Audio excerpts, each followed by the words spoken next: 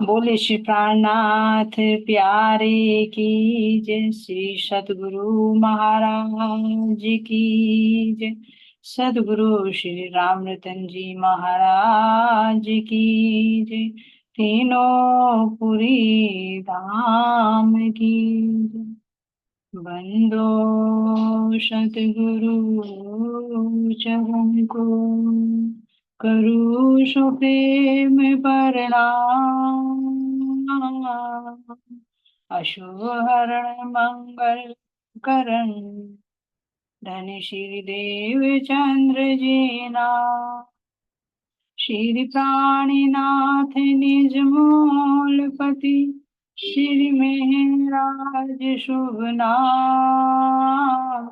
तेज कुंवर श्यामा युगल को, पल पल करूं प्रणाम। श्री प्राणीनाथ तुम सत्य हो, तुमसे चलत जहाज। मैं अधीन करनी नहीं, वहाग्रह की लाज। वहाग्रह की लाज। बोलिए श्री प्राणनाथ प्यारे की जय। धाम के धनी की जय। कृष्ण कन्हैया लाल की जय। सर्व सुंदर साथ की जय। प्रणाम जी। सभी सुंदर साथ के नुरी चरण कमल में कोटान कोट प्रेम। प्रणाम जी सुंदर साथ जी। तो धामधनी की अपार मेहर है सुंदर साथ जी, जो हम अपने सतगुरु श्री रामचंद्र महाराज जी की गीता को श्रवण कर पा रहे हैं। तो कितने अच्छे अच्छे प्रसंग सुंदर साथ जी, है ना, जिनसे हमें शिक्षाएं भी मिलती हैं। और जो दैनिक जीवन में घटनाएं होती हैं, कोई ना कोई घटना जरूर फेस होती है हर व्यक्ति के साथ। तो उस घटना से, उस सिचुएशन से हमें कैसे निपटना है, वो शिक्षाएं में यहाँ पर महाराज जी समझा रहे सुंदर साथ जी। यही कारण है बीतक सुनाने का। नहीं तो कोई ये नहीं कि भाई अपनी प्रशंसा के लिए क्यों सुना रहे अपनी बीतक। जो जो घटनाएं महाराज जी के जीवन में बीती हैं, तो उन्होंने कैसे उसको हैंडल किया है, ये शिक्षा हमें दे रही। तो सुंदर साथ जी, कल हमने श्रवण किया कि किस तरह से महाराज जी जब चलते हैं तो बुढ़िया माई आती है और उनसे महाराज जी से बहसबाजी करती है कि मेरे पति को कहाँ लेकर जा रहे हो, है ना। लेकिन महाराज जी को पता नहीं होता, तो कह देते मैं तुम्हारे पति को लेकर क्या करूंगा। लेकिन जैसे ही वे ट्रेन में जाकर देखती हैं तो सीट के नीचे उनके पति छिपे हुए थे, क्योंकि उन्हें वैराग्य हो गया थे। महाराज जी के पास जाना चाहते थे, उनके साथ रहना चाहते थे, लेकिन महाराज जी ने मना कर दिया था, भाई गृहस्थी हो तो केवल गृहस्थी में रहकर ही तुम भजन भक्ति करो, इसमें तुम्हारा उद्धार हो जाएगा। लेकिन वो मानने वाला नहीं था, तो इसीलिए वो ट्रेन में छिप जाते हैं और फिर उनकी पत्नी ट्रेन के अंदर से निकाल कर खींच कर लेकर आती है। फिर महाराज जी से कैसे सोनगिरी से सुंदर साथ जी जो देवगिरी हैं, उनको महाराज जी कैसे आदेश देते हैं कि भैया इनको बाहर निकालो, है ना। तो ट्रेन से बाहर निकाल देते हैं, उनको समझाते हैं कि भैया अगली बार जब हम आएंगे तो तुम्हें जरूर साथ लेकर चलेंगे, इससे पहले तुम अपनी गृहस्थी को संभालो, है ना। जो घर के लोग तुम्हारे विरोध कर रहे हैं, तो इसको संभालो। इस प्रसंग से सुंदर साथ जी हमें महाराज जी ने क्या सिखापन दिए हैं कि यदि अंदर हृदय में वैराग्य भी उत्पन्न हो रहा हो तो गृहस्थी किस प्रकार छोड़, है ना। कहा ना कि लड़ाई झगड़े में गृहस्थी नहीं छोड़नी। अच्छी तरह से उनको पहले समझाओ, भक्ति में लगाओ, धीरे धीरे उन पर रंग चढ़ जाए तो अपने धीरे धीरे निकलने लगो, धीरे धीरे चलने लगो, लेकिन पहले उनको तो सुधारो। तो यही महाराज जी ने इनके माध्यम से हमें शिक्षा दी है, ठाकुर जी के माध्यम से, है ना। तो किस तरह से सुंदर साथ जी महाराज जी यहाँ पर चलते हैं, कह रहे अब यहाँ से चल देते हैं। महाराज जी विदा ले लेते हैं। सुंदर साथ अपने बहुत ही हृदय में प्रेम था, तो जब विदाई का समय आता है तो अच्छे अच्छे के आंसू भराते हैं आके। तो महाराज जी कह रहे कि बड़े ही करुण भाव से उन्होंने मुझे विदा किया, और विदा करके फिर मैं यहाँ से जब चल दिया, है ना, ट्रेन से चल दिए, तो चलकर महाराज जी कहाँ पर है सुंदर साथ जी। महाराज जी कह रहे हैं कि यहाँ से हम चले और यहाँ से चलकर कोलकाता में, है ना सुंदर साथ जी घटना, तो कोलकाता से चलकर बिहार में जो मुजफ्फरपुर ये मुजफ्फरनगर है, ये यूपी में है, जो बिहार में है मुजफ्फरपुर है ना। तो वहां पहुंचे। फिर इसके बाद मोतिहारी पहुंचे। वहां पर महाराज जी कह रहे कि मैं क्या रुका, वहां पर केवल एक ही रात्रि का मैंने वहां पर समय बिताया, मनिहारी। और फिर मोनिहारी से चलकर क्या कह रहे महाराज जी कि मैं मोतिहारी से सीतामढ़ी होते हुए नेपाल में जा पहुंचा और नेपाल के भी जनकपुर में पहुंच गए, है ना। अब यहाँ कह रहे सुंदर साथ जी कि जनकपुर से भी रक्सोल होते हुए काठमांडू में होने वाला जो पशुपति का मेला है वहां के लिए हमने प्रस्थान, है ना। तो काठमांडू में पहुंच गए, वहां पर पशुपति का मेला होता है। तो महाराज जी कह रहे हैं यहाँ पर कि कई दिन की यात्रा के पश्चात महाराज जी देवगिरी और रामानंद जी के साथ मेले में पहुंच जाते हैं। सुंदर साथ जी, 1 मिनट बस। तो सुंदर साथ जी महाराज जी वर्णन कर रहे हैं कि जब मैं पशुपति के मेले में पहुंचते तो 3 हैं, कौन कौन, बाकी तो वहीं रह गए थे कलकत्ता में, देवगिरी, रामानंद और महाराज जी, है ना, ये तीनों थे। अब वहां मेले में जब पहुंचते हैं सुंदर साथ जी, तो मेले का तो हालत पता ही है कितनी भीड़ होती है। तो उसको मेंटेन करने के लिए बैरिकेडिंग किया जाता है ना, वो लगाई जाती है, बल्ली वगैरह लगाई जाती है।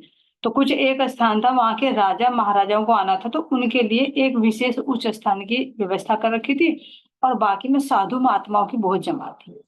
तो महाराज जी कह रहे कि भीड़ इतनी थी वहां पर खड़े खड़े भी पैरों में दर्द हो। अब जब खड़े होने की जगह नहीं तो हर कोई चाहता है कि भाई मुझे बैठने के लिए स्थान मिले।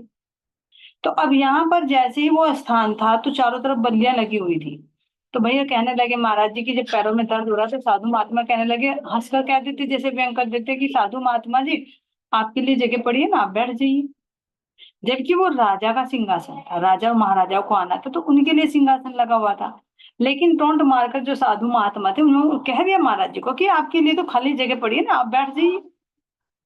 अब महाराज जी को तो कहने की देर थी, तो महाराज जी ने रामानंद जी की तरफ इशारा किया, चले भाई बैठे वहीं पर। क्यों? क्योंकि जब भीड़ है तो कहीं ना कहीं तो बैठना, खाली जगह तो ढूंढेगी। तो यहाँ से महाराज जी जब वहां पर बैठ जाते हैं तो पहले तो धीरे धीरे लोग, साधु महात्मा जो थे वे देखकर मतलब हंसी उड़ाते हैं, भैया राजा महाराजा की जगह बैठ गए, अभी पुलिस वाले आएंगे, अब देखेंगे क्या हालत करेंगे। तो वे तो सोच रहे हैं, लेकिन महाराज जी ने तो इशारा कर दिया, भाई आजा देवगिरी और रामानंद, तीनों बैठ गए। अब जैसे बैठ गए तो पुलिस वालों को तो भाई व्यवस्था जो मेंटेन करनी होती है, तो वे आए, उन्होंने पूछा कि भाई साधु महात्मा जी ये तो स्थान आपके लिए लगा हुआ था, या किससे पूछ कर बैठे हो?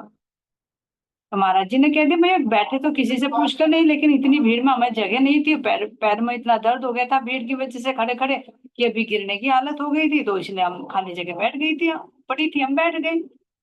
और अगर आपको भैया कहीं हमें जगह बता दो तो हम तो तुरंत अपना यहाँ से बिस्तर उठा लेंगे, जो होता है आसन वगैरह वहां से उठा लेंगे, तुम हमें जगह बता दो। तो इतना सुनकर तो पुलिस वाले तो चले जाते, लेकिन कुछ देर बाद फिर दूसरे मतलब उससे उच्च अधिकारी आते हैं।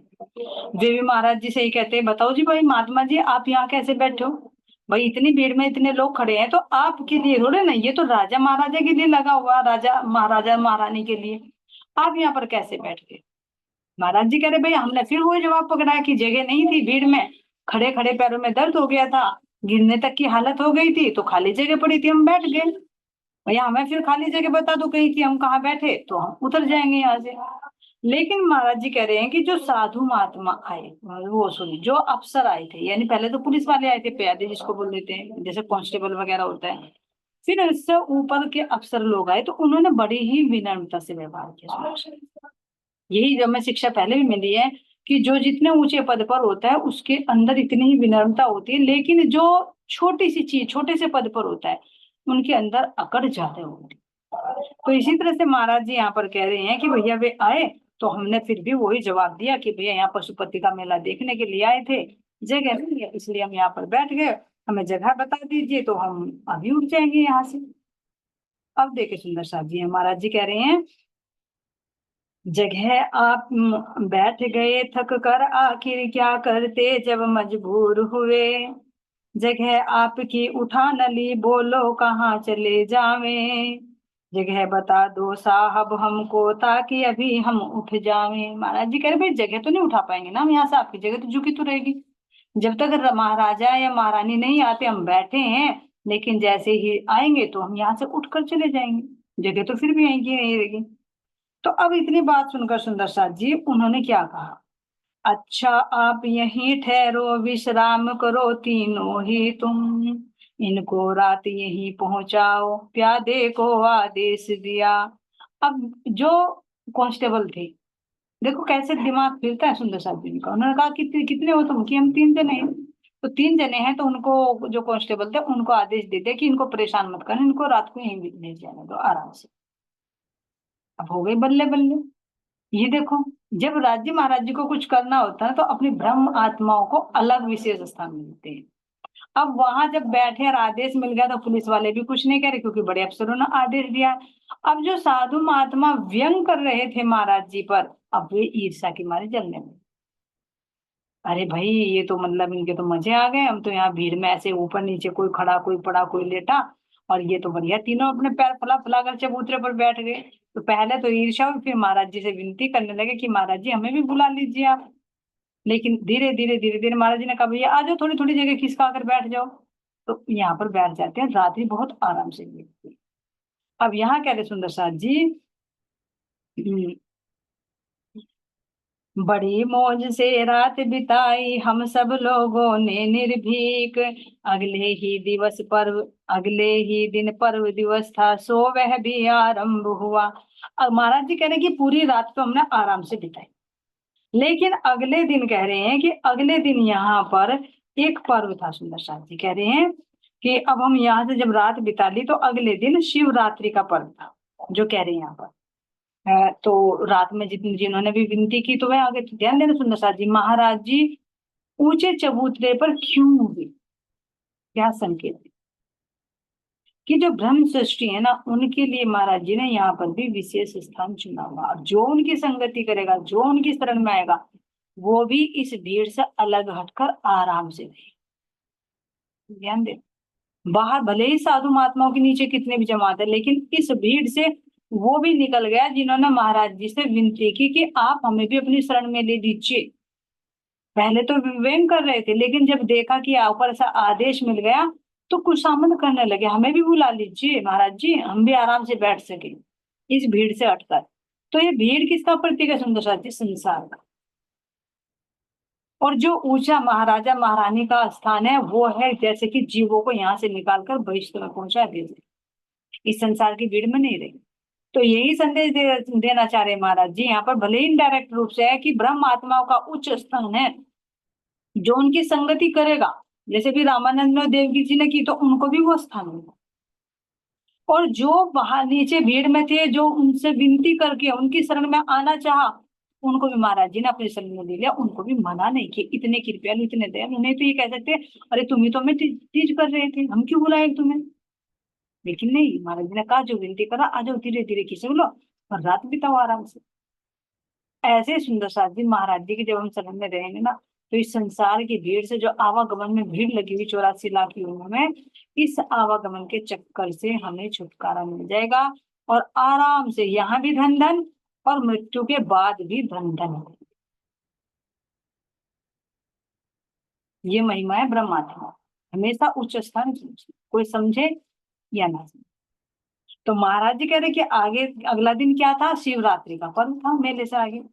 तो उस दिन महाराजा और महारानी दोनों क्या करते थे? वहां आते थे, जो सिंहासन लगा हुआ था, तो वहां आकर साधु महात्माओं को दान देते थे, इसलिए लोगों की भीड़ लगी हुई थी। तो जब महाराजा और महारानी आए तो सब साधुओं की लाइन लग गई, सबको वो देने लगे जो बात से दान दक्षिणा देते थे। तो उनमें महाराज जी भी लाइन में लगे हुए थे। तब यहाँ पर सुंदर साथ जी कह रहे हैं, बर्तन कंबल वस्त्र रुपाया, जो मांगा जिसने उनसे, वह सहर्ष उसको बरताया, महाराज ने खुद कर से। जो महाराजा आए तो उन्होंने खुद ही अपने हाथों से किसी को बर्तन, किसी को कंबल, किसी को रुपया, यानी जिसको जो चाहिए था वो सब कुछ उनको वहां पर दे दिया। तो ये महाराजा कौन थे सुंदर साथी? यहाँ पर एक लाइन छूट गई है। महाराजा नेपाल चंद्र शमशेर संग गद्दी पर थे, आप 5 सरकार नाम से भी संबोधन होते थे। तो यहाँ पर कह रहे हैं कि जो उस समय नेपाल का जो राजा था, है ना, यहाँ कह रहे हैं नेपाल का जो राजा था, वो जो दान दक्षिणा देते थे, तो उनका नाम बता रहे हैं यहाँ पर, चंद्रसम और शेर जंग, जो गद्दी पर आसीन थे, यानी शमशेर जंग बहादुर राणा पूरा नाम था, शमशेर जंग बहादुर राणा। नेपाल का राजा था, जैसे यहाँ पर कह देते कि भाई सीएम है, तो वह आते थे और आकर यहाँ पर दान दक्षिणा देते थे। तो इसलिए कह रहे साधु महात्माओं में जिसको जिस चीज की जरूरत थी वो ही चीज उनकी इच्छा के अनुसार उनको प्रदान की गई। अब यहाँ महाराज जी कह रहे कि जब वे आए तो भाई मेरी भी बारी आई, क्योंकि महाराज जी भी साधु महात्माओं की उनमें थे, और रामानंद तो है ही थे पंडित के वेश में, देवगिरी भी और महाराज जी भी यहाँ पर। तो जब उनकी बारी आई तो महाराज ने खुद अपने कर से क्या कह रहे हैं, सबके बाद हमारा नंबर आया तो हम भी पहुंचे, आप कहाँ से आए महाराज, महाराजा बोले। तो पहले तो जो नीचे भीड़ लगी हुई थी वे सब भागे लेने के लिए, लेकिन जो महाराज जी थे कह रहे हो हमारी बारी सबसे बाद में, क्योंकि धैर्य था महाराज जी। तो महाराजा ने खुद महाराज जी से पूछा कि महाराज जी आप कहाँ से पधारे हो, आप ही बताओ। तो महाराज जी ने कहा कि भाई हम कलकत्ता से आए हैं और मेरठ जाना है, मेरठ के लिए रवाना है, लेकिन दिल में आया कि भाई चलो ये पशुपति का मेला भी देखते चले। तो यहाँ बोले सुंदर साथ जी कि महाराज जी, राजा पूछ रहे हैं महाराज जी से कि आपकी क्या इच्छा है, आप क्या लेना चाहते। तो महाराज जी ने कहा मुझे कुछ नहीं चाहिए, मैं तो आपके दर्शनों के लिए आया हूं, यहाँ मुझे कुछ नहीं चाहिए। लेकिन फिर भी उन्होंने कहा, कहे कि सुंदर साथ जी कह रहे हैं, सेवक को आज्ञा दी फौरन इनको 2 रुपया दे दो। हम बोले महाराज करेंगे क्या लेकर के रुपयों को। तो उन्होंने कहा कि भाई हम इन रुपयों का लेकर क्या करेंगे, हम तो साधु महात्मा है, फकीर है, एक लुटिया हाथ में एक लंगोटी हाथ में, तो हमारी कोई ये तो है नहीं कि पत्नी है बच्चों के लिए हमें कोई इकट्ठा करना है, और जहाँ चलते हैं परमात्मा खुद करा देता है। तो उन्होंने कहा कि हम पैसे लेकर क्या करेंगे, तो महाराज जी ने यहाँ पर उनको मना कर दिया। न कुछ कभी जरूरत पड़ती हम पास इन्हें ना रखते, हमें आपकी दर्शन इच्छा थी महाराज मुद्दत से।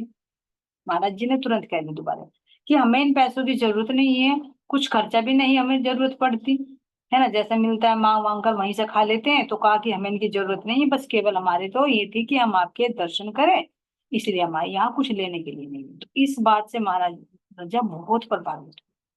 तो उन्होंने पूछा कि आप कितने लोग।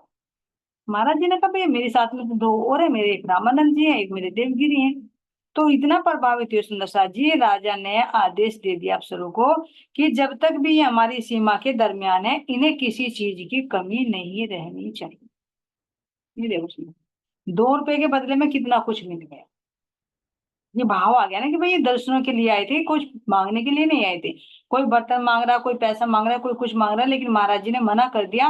तो इसलिए राजा ने कहा कि भाई जब ये पैसा नहीं लेते, साधु महात्मा है और मेरे राज्य में आए, तो मेरी जिम्मेदारी बनती है इनकी देख रेख करनी। तो इसलिए आदेश दे दिया कि जब तक भी ये दरम्यान में है, मेरी सीमा में है, तब तक इनकी हर प्रकार से सुरक्षा की जाए, किसी चीज की कमी नहीं आनी चाहिए। रजिस्टर में कह रहे महाराज जी की हमारा नाम लिखवा दिए तीनों का, कि इन्हें किसी चीज की भी कमी नहीं आनी चाहिए। तो और क्या चाहिए, तो सुंदर साहब जी जहां जाते हैं वहीं पर कोई ना कोई सेवा के लिए खड़ा हो जाता है यहाँ पर। तो अब महाराज जी आगे क्या कहते हैं, तत्पश्चात विदा करके हम अपने रास्ते धाए, सुल्फा गांजा काफी मंदा वहां प्राप्त हो जाता था, किसी साधु के पास पाव था किसी पे 2 पाव था। तो जितने साधु महात्मा थे वहां पर जो गए हुए थे, तो कह रहे कि नेपाल में जो गांजा सुल्फा था वो थोड़ा वहां पर सस्ता मिलता था, रेट कम था। तो हर एक के अंदर इच्छा होती है जब कहीं जाते हैं तो भाई सस्ती में चीज मिल रही है तो ले लेते चले, जाना तो है ही, तो थोड़ा बहुत ले ले। तो जब लेकर चलते थे, लेकिन इस पर क्या होता था सुंदर साथ जी, बैन भी है, किसी के पास ये तो उसमें आता है नशीली चीजों में, तो अधिकार नहीं होता किसी तरह से ले जाना है इसको ग्रहण करना भी। तो यहाँ महाराज जी कह रहे हैं कि अब यहाँ से जब साधु चले तो सबके अंदर आया कि भाई थोड़ा थोड़ा सस्ता है तो खरीद ले। तो किसी के पाव, तो किसी के पास 1 पाव था तो किसी के पास 2 पाव था, ऐसे लेकर चल रहे थे सारे साधु। अब यहाँ कह रहे हैं, थोड़ा बहुत सभी के पल्ले बंधा हुआ था दूब कौवा, हम भी 2 तोले अंदाजन गांजा लिए हुए थे साथ। तो महाराज जी के पास में भी था, कह रहे हैं कि हम भी 2 तोले, 1 तोले में कितना होता सुंदर साथ जी, 10 ग्राम, तो 2 तोले में कितना हुआ, 20 ग्राम। तो इतना कम से तकरीबन कह रहे हैं पूरा उतना पतुला नहीं था कि तकरीबन हमारे पास में भी इतना था। यह अपने सतगुरु साहिब ने बख्शी थी हमको सौगात, इसे ज्ञान बल्ली कह करके सदा पुकारा करते थे। तो कहाँ से मिली थी ये सौगात सुंदर साथ जी? कि सतगुरु साहिब ने मुझे दी थी, दादा गुरु जी के आशीर्वाद से मिला था उनको, और ये अंदर में बनी रही। तो महाराज जी इसको क्या कहते थे? ज्ञान बल्ली। यानी जब इसको ले लेते तो दुनिया को भूल जाते और अंदर ध्यान अवस्था में गहराई में उतर जाते। कोई बाहर से ले नहीं कि बाहर से नशा करते तो उसके लिए करते कि वो बाहर से डिप्रेशन है या कुछ लत है, नहीं। यहाँ से बिल्कुल शून्य होकर अपने परमात्मा की तरफ को बढ़ जाते। इसलिए उसको कह रहे कि ये ज्ञान बल्ली है, ज्ञान का काम करते हैं। जैसे एक आधार होता है, बल्ली होती है मकान बनाने के लिए, लेकिन जब बन जाता है तो फिर उसकी जरूरत नहीं होती। तो इसीलिए महाराज जी कह रहे हैं सतगुरु साहिब की दी हुई थी सौगात, और हम इसको ज्ञान बल्ली कहकर पुकारा करते थे। ध्यान देना सुंदर साथ जी। चित्त एक हो जाता इससे यह बतलाया करते थे। चित्त एक हो जाया करता है, पहले भी बताए जी। थोड़ा सा ही प्रैक्टिकल हुआ है कि अगर तुम्हारा बीपी लो भी है करके देखना, तो बीपी लो में बाहर की एक्टिविटी तो कम हो जाती है, नसें भी थोड़ी सी स्लो हो जाती है, हार्ट बीट भी कम हो जाती है। तो उस समय में ध्यान में बैठो तो बहुत अच्छा लगता है, ऐसा पता नहीं कौन सी जन्नत में पहुंच गई। तो ये सुंदर साथ जी, अगर यहाँ से बुद्धि सेंसलेस हो जाए तो फिर जब आत्मा, जब चित्त, चित्त वृत्ति वहां लगेगी, क्योंकि अंदर में जो चित्त है तो वहीं लगेगी। जो चित्त में भरा हुआ है तो वहां एकाग्रता बढ़ जाती है। इसीलिए तो जब कोई नशा करता है ना, कोई ड्रिंक वगैरह कर लेता है, तो उसके चित्त की बात यह, तो वो बिल्कुल बेसुध होकर गिर जाता है, उसे यही नहीं पता कि कहाँ पड़ा। पड़ा रहेगा नाली में और सोचेगा मैं तो अपने बिस्तर पर पड़ा हूं, है ना, सेंसलेस। और उसकी जो बुद्धि है, बुद्धि काम नहीं करती, और जो अंदर चित्त में भरा होता है या तो वो बिल्कुल सेंसलेस हो जाता है, या फिर वो बाहर बोलना शुरू कर देता। कब बोलता है? जो उसके चित्त में इकट्ठा हो। तो जब महाराज जी तो पहुंचे हुए हैं, तो अगर ये चीज ले तो उसको सकारात्मकता में यूज कर रहे हैं, नकारात्मकता में नहीं यूज। इसी तरह से कहा जाता है कि भाई देखो, कोई भी कहे कि भाई नशा करते हैं या कुछ भी करते हैं, तुम उसको किस पोजीशन में ले रहे हो? जैसे अल्कोहल है, किसी ने लिया तो कोई तो स्वाद के लिए ले रहा है, और कोई अपनी बीमारी ठीक करने के लिए ले रहा है। जैसे कफ सिरप होता है, कफ सिरप में भी अल्कोहल होता है, और तुम कहो कि भाई तुम क्यों पी रहे, इसमें तो अल्कोहल है, तो कहाँ तक फ्रेज करेंगे? वो तो लेने का पर्पज, उसके पीछे मकसद क्या है तुम्हारा, उस पर फोकस हो। भाई तुम उसको मेडिसिन के रूप में ले रहे हो, अपने ट्रीटमेंट करने के उद्देश्य से ले रहे हो, या अपनी मतलब इंद्रियों की तृप्ति के लिए ले रहे हो? नहीं तो ऐसी भी लत होती है कि पीते पीते पीते पीते शरीर पिंजर हो जाता है, फेफड़े भी खराब हो जाते हैं, और धन दौलत भी सारी खत्म हो जाती है, तो उसके पीने से क्या फायदा है? लेकिन अगर इसी को तुम कफ सिरप में मिलाकर दवाई के रूप में ले रहे हो, तो उसमें कोई दोष नहीं। नहीं तो विचार करें, फिर महाराज जी इतने अंदर उतरे हो, फिर क्यों ले रहे हैं? क्योंकि कह रहे कि सतगुरु द्वारा बख्शी हुई सौगात है, इसको ज्ञान बल्ली कहते हैं, क्योंकि ये अंदर में पहुंच जाती है। इसको नकारात्मकता में नहीं यूज करते कि भाई मुझे आदी हो गया, मैं नशा करूं इसको, और नशा करके बस इधर उधर की बकचा फिर या इधर उधर पड़ा रहा। नहीं। तो इसी तरह से कोई चीज हो तो हम इसको किस तरह से ले सकते हैं? ऐसे बहुत सी चीजें होती हैं जो मान लीजिए कि हमें नहीं लेनी है, वही निषेध है, लेकिन दवाइयों में कितनी चीजें मिलकर आती है, तो क्या तुम सारी दवाइयां छोड़ दो? नहीं छोड़ पाओगे, लोगे। इसी तरह से अगर जीव हत्या की बात करें कि भैया हम तो जीव हत्या नहीं करते, क्योंकि अपने इंद्रियों के स्वाद के लिए हम तो नहीं मारते, लेकिन अगर तुम्हें देखे तो कितनी जीव हत्या होती है, क्या हम नहीं मार सकते? अब दही है, दही में कितने बैक्टीरिया होते हैं, जीवित होते हैं, क्या उनको तुम नहीं लेते? पानी के अंदर होते हैं, तुम पानी पीते हो, क्या वो अंदर नहीं जाते? सांस के साथ अंदर नहीं जाते? दूध बॉयल करते हो, क्या उसके अंदर से जम्स मरते हो, क्या वो नहीं होगा? होगा। तो बहुत सी चीजें ऐसी है जिनको हम ग्रहण करते हैं, लेकिन उसके पीछे मकसद क्या है? उसके पीछे हमारी मजबूरी है। मतलब नहीं है कि हम अपने इंद्रियों के स्वाद के लिए उनकी हत्या कर सके। जैसे कहे कि भाई एक तो हत्या होगी जानबूझ कर करना, एक हम चल रहे हैं, पहले से चींटियां मर रही, तो उसमें क्या करें? हम चलना छोड़ दें? रसोई बनाते हैं या झाड़ू लगाते हैं, कितने कीड़े मकोड़े मरते हैं। किसान है, खेती में क्या कर खेती करने छोड़ दे? होगा। लेकिन फिर पहले भी बताया कि ये सूखे हैं और एक होता है गीला, यानी जिसको हम जानबूझकर, जिसके बिना काम चल सकता है वो भी हम करें तो वो दोष का भागी है।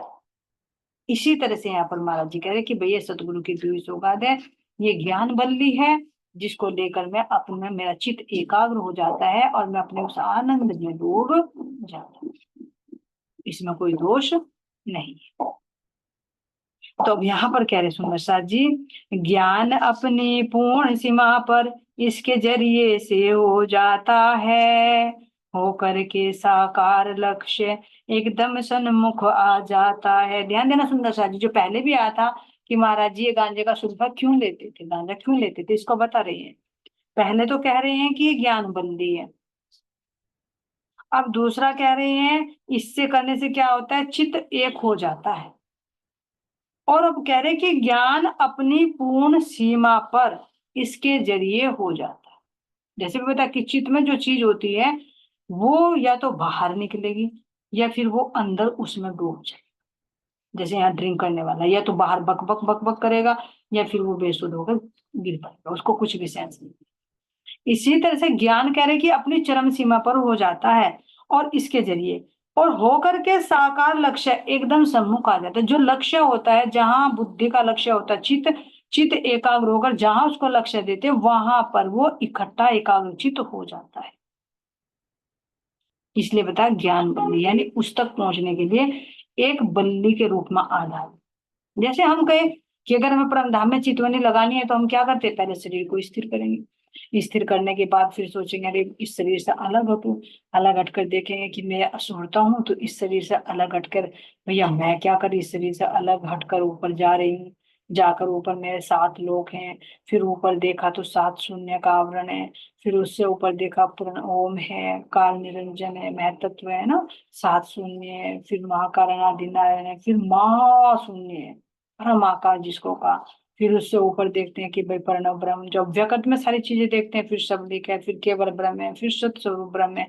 इससे ऊपर मेरा अपना परमधाम है, परमधाम में भी मध्य में मेरा श्री रंग महल है, और रंग महल में भी मेरा क्या है, जब मैं मुख्य दरवाजे से अंदर प्रवेश करती हूँ तो 4 हवेलियों को छोड़कर, है ना, 5वीं गोल हवेली मेरा मोह मिला हुआ है। तो ऐसे करते करते करते करते करते करते क्या अंदर हो जाता है कि जैसे मैं रियलिटी में जा रही हूँ तो वही फोकस बन जाता है। डायरेक्ट जाए तो इतना नहीं बनता, वो पोजीशन कुछ और होती है, लेकिन बाहर की स्थिति से अंदर जाने के लिए एक बल्ली का काम करता है। तो ज्ञान पहुंच गया ना अपने चरम पर, जहां पर जाना है वहां पर पहुंच गए, और फिर जहां चित्तवृत्ति लगाएंगे वहां एकाग्र हो जाएगा।